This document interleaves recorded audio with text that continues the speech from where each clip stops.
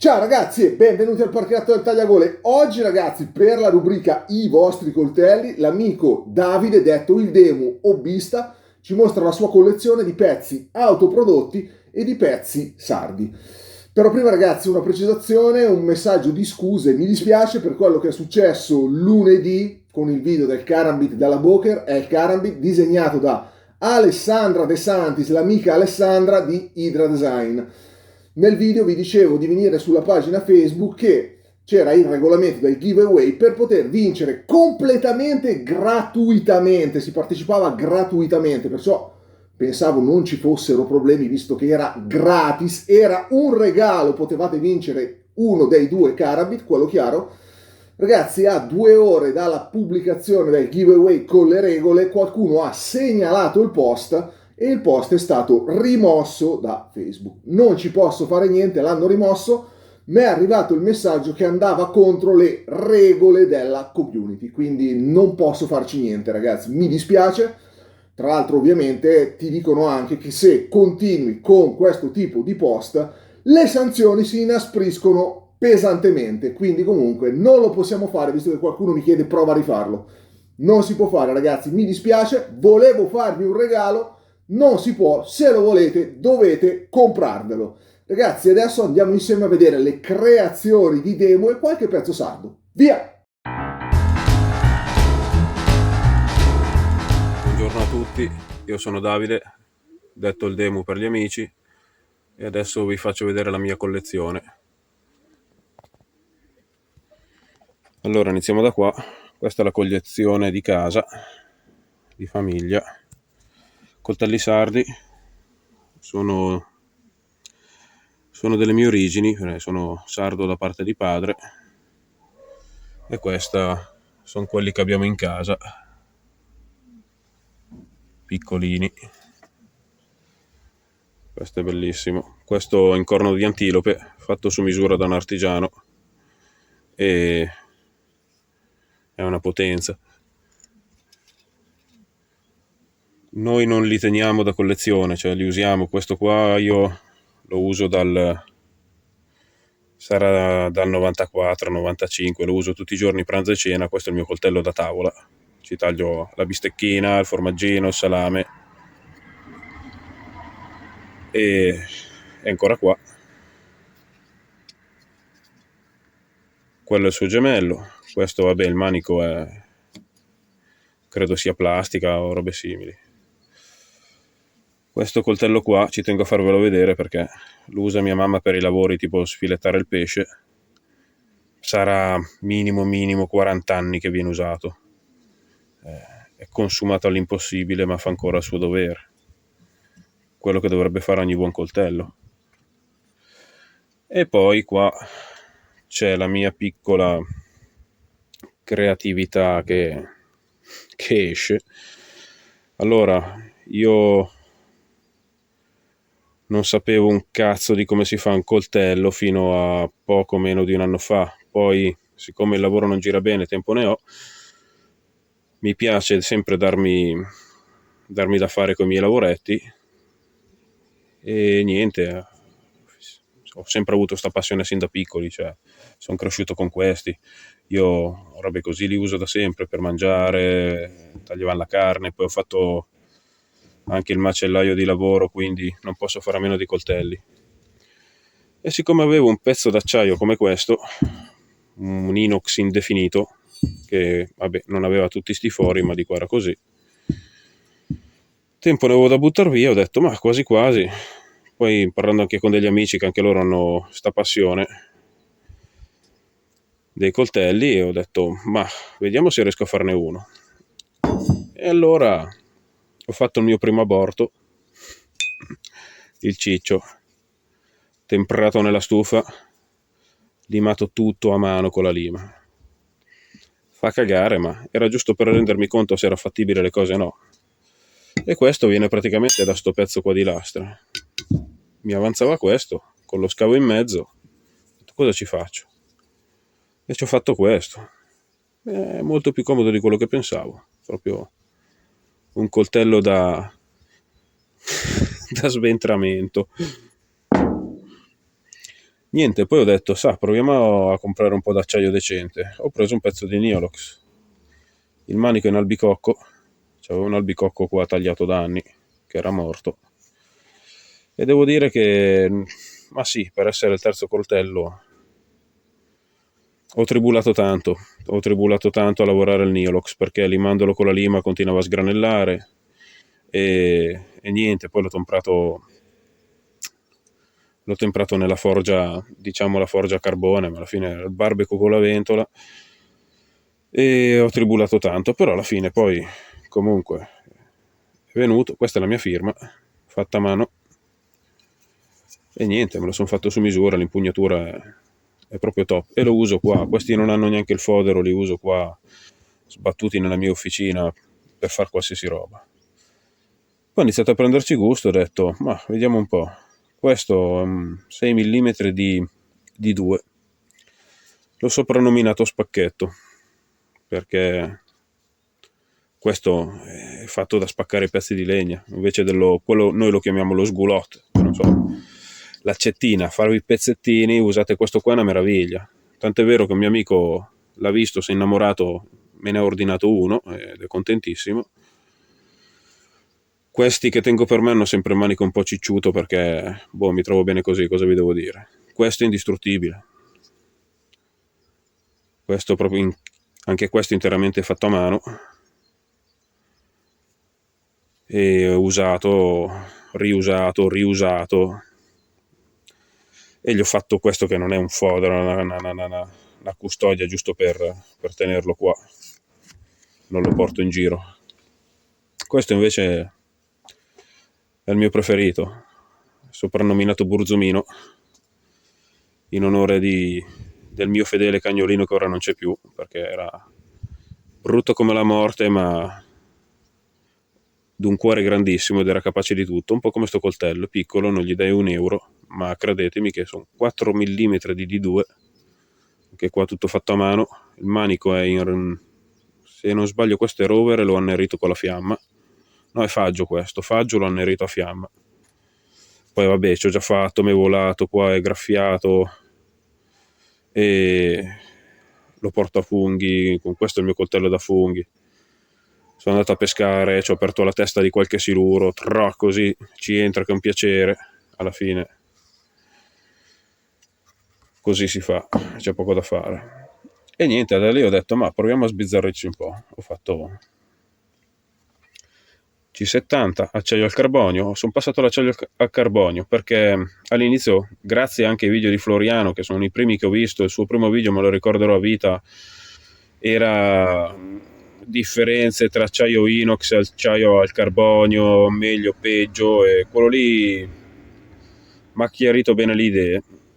E allora, anche per motivi di forgia, adesso uso la forgia a gas, sono passato al carbonio. Però ripeto, non è neanche un anno che mi sono messo lì al tempo libero. Questo è C70, sono 3 mm e mezzo, tagliente bene affilato.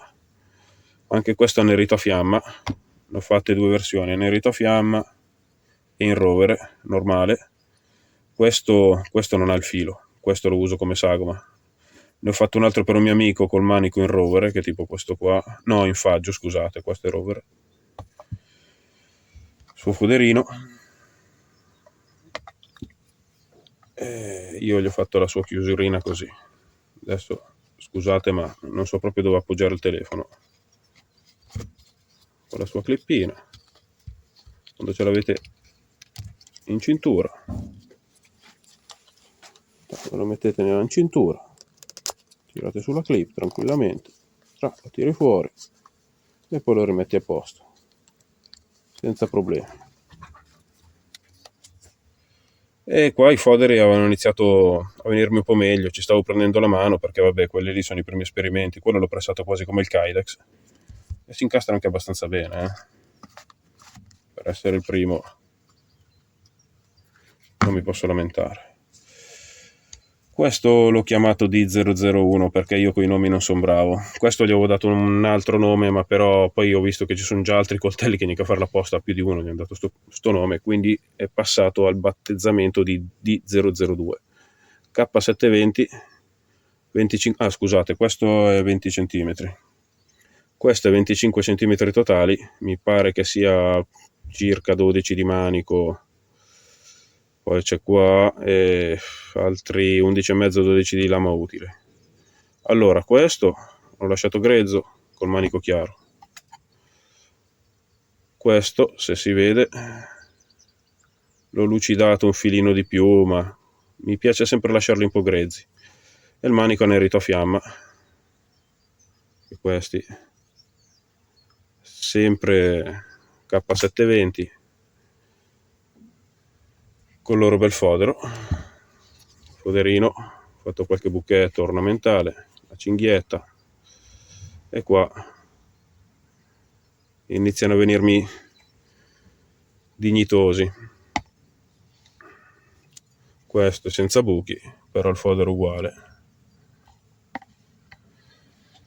E niente, questo è un altro. Questo è per chi dice che l'acciaio inox non si può temprare in forgia. Non è esatto, a mio parere, perché comunque io, basandomi sui coltelli appunto quelli sardi, quelli lì sono tutti fatti praticamente in 440, che è inox, l'inox che si è sempre usato per i coltelli, e ben pochi hanno il forno. Magari adesso sì, ma fino a qualche anno fa ben pochi hanno il forno. Coltelli che mi durano 40-50 anni sono ancora lì da vedere, utilizzati tutti i giorni, e allora ci ho provato. Infatti il 440 probabilmente con gli acciai nuovi richiedono più precisioni, più tutto, c'è da far prove su prove e bisogna farci l'occhio. Questo è un coltello che ho fatto come regalo di Natale a mio padre, full flat, e niente, questo gliel'ho fatto in 440 inox perché lo tiene in casa, c'era lì, si taglia il suo bel pecorino duro come il cemento, salame e via andare. Sì, contate che adesso siamo oggi al 3 di febbraio, questo è di Natale e è quasi nuovo. Volevo farvi vedere anche qua, fodero ad incastro, semplicemente bagnati e pressati. Questo è quello che ho fatto vedere prima, foderino, l'ho fatto tanto per mettere dentro, era sempre uno dei primi esperimenti per prendere le misure, per poi fare questo. Questo è il primo della serie, di quei due lì, quello che tengo per me, usato. Questo si è sfogato contro noi la chiamiamo gasia dalle mie parti, mi pare che si dice anche rubigna, comunque la cacia, un legno bastardissimo, fibroso, però K720 sempre, 5 mm, picchia e ripicchia, taglia e ritaglia, come nuovo. E questa è la mia ultima creazione. Come vedete i coltelli per me non li faccio con l'accetto, perché io è già tanto che gli faccio il passante per la cintura, non ho mai la cintura, cioè, quando vado a pesca, quando vado a funghi, io abito vicino al Poggio, da quelle parti, c'ho quasi sempre il marsupio zainetto, li caccio lì dentro, a me di averlo a portata di mano non frega niente, non devo accoltellare nessuno. Questo è il mio ultimo esperimento. Allora, il fodero, prendete un attimo per il fodero. Qua io ho dato un effetto un po' invecchiato, diciamo. Questo mi ha dato soddisfazione, mi piace, poi sempre gusti personali, comunque mi hanno fatto molti complimenti, tutto fatto a mano. E questo è sempre il mio nuovo nato, c'è ancora i residui delle mazzate che si è preso. E niente, sempre K720, sempre 25 cm come il fratello, però ho fatto l'esperimento col manico. Questa è una mia creazione, c'ha qualche porellino perché è il primo, non ho mai usato sto materiale, praticamente la resina epossidica, e quello che vedete sono pezzi di corteccia di albicocco, che la resina non è proprio nera, però è nera ma in trasparenza, si vede poco, ma se ci puntassi la luce si vede proprio i pezzi di corteccia che vanno fino a dentro. Con questo, a casa di un amico che c'ha lì un fottio di legna, ho pestato sulla cacia per 20 minuti di fila su un pezzo, proprio una diramazione che neanche con lo spaccalegna si spaccava. Io ho detto devo testare, devo vedere se la tempra mi è uscita bene, devo vedere se sono sulla buona strada. e niente, o si rompe il coltello o si rompe la legna.